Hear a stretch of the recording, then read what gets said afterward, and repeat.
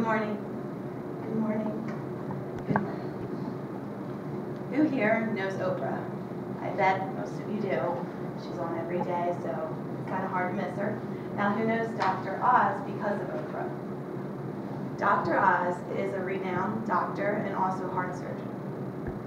He went on Oprah to talk about a disease that costs $174 billion a year. It is more than AIDS plus cancer, and it is the fastest growing disease in America today. This disease is happening in our society because of America's sweet tooth. This disease is diabetes, specifically type 2. The reason why I'm starting with diabetes is because it directly correlates with obesity in America. I'm currently a nursing student who is taking plenty of health classes, including a nutrition class, which we learned that diet and exercise is the key to a healthy lifestyle. From the American Diabetes Association, the president, Dr. Francine Kaufman, states that greater than 15 to 20% of people between ages 12 and 18 are overweight. That's 5 million children a year. This is why physical fitness is very important to our society. I'm speaking about health to convince you all that we need to be physically fit in order to increase our lifespans. Let's start with the problem that is causing obesity in our society today. Obesity leads to many diseases like heart disease, diabetes, and cancer. To start, let's start with some broad statistics about obesity in America. 2/3 of adults are overweight or obese today. Childhood obesity has tripled since 1980, and the top 10 states in America that are obese are in the South. The rise of obesity is directly related to the rise of type 2 diabetes.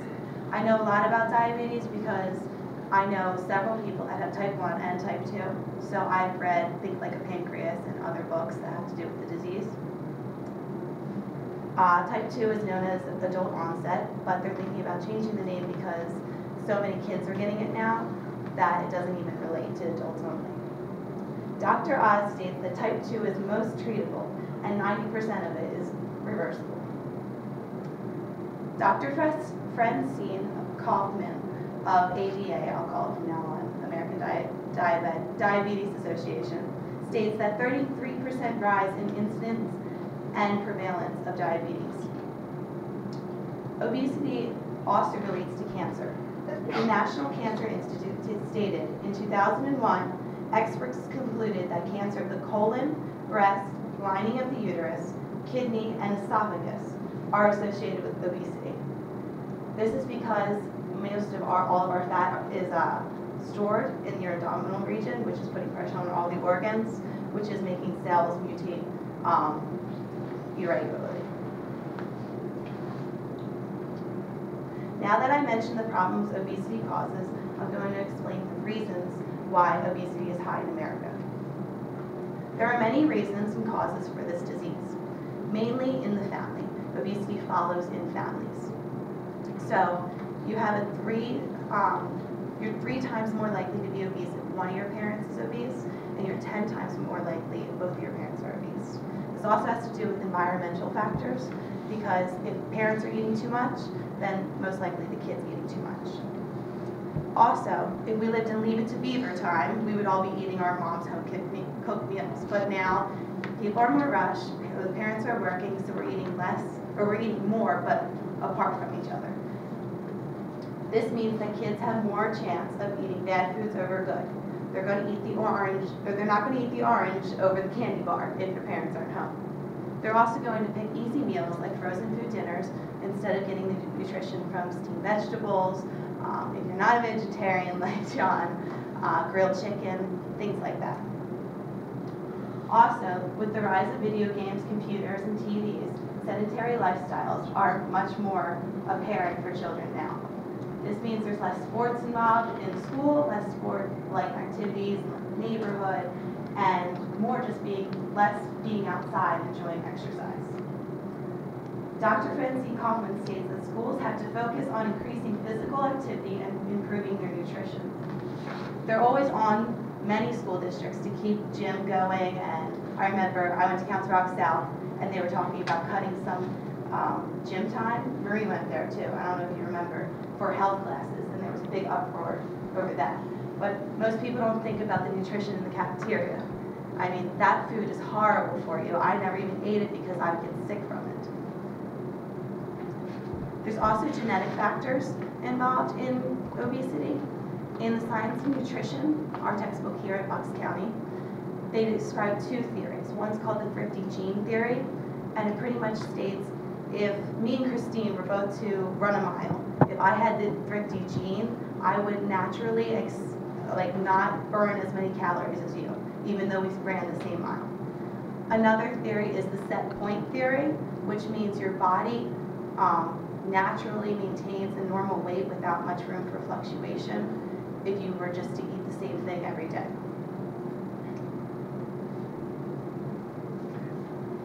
Now that I've explained causes, I'll tell you the solution that we can all achieve. The biggest problem with nutrition, diet, and exercise in America is that we get mixed signals all the time. Media is completely to blame for that. The Science of Nutrition book keeps it simple by saying all you need is diet and exercise. Let's start with diets. Your diet has to be every day.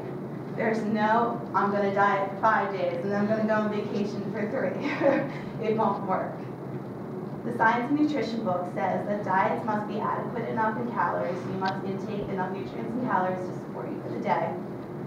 It must be moderate, so they say that you can only have 1 glass of alcohol, like 1 glass of wine, say, if you're a woman, and 2 if you're a man, per day, so it's not like you go drinking one night and then the next night you're sober, which I know is unrealistic all the time. They also say that you need to have a balanced diet, so color your plate. Have your vegetables, have your meats, have your starches all in one plate.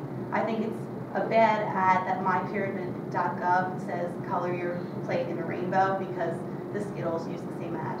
So it's just like I said, mixed signals.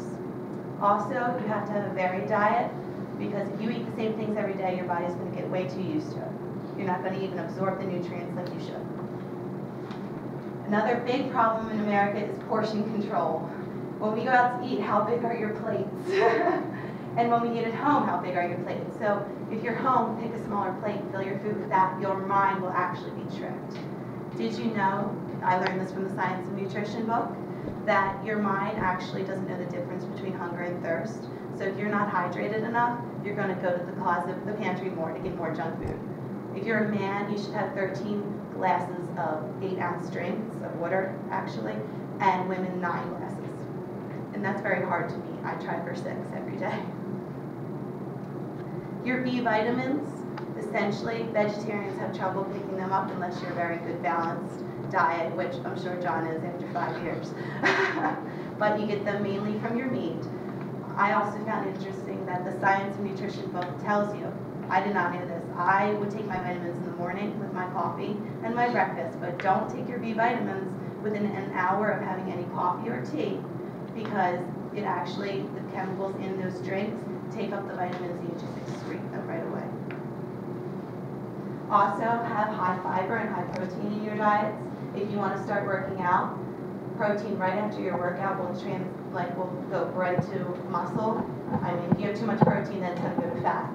So you have to be working out if you want a high protein diet. Now that I discussed diet, let's move on to exercise. Exercise is horrible sometimes. We all know it. It's painful. But it burns calories that you would naturally not do if you weren't working out. It also strengthens and tones your muscles. And what you need is a sound fitness program that's varied and it's fun.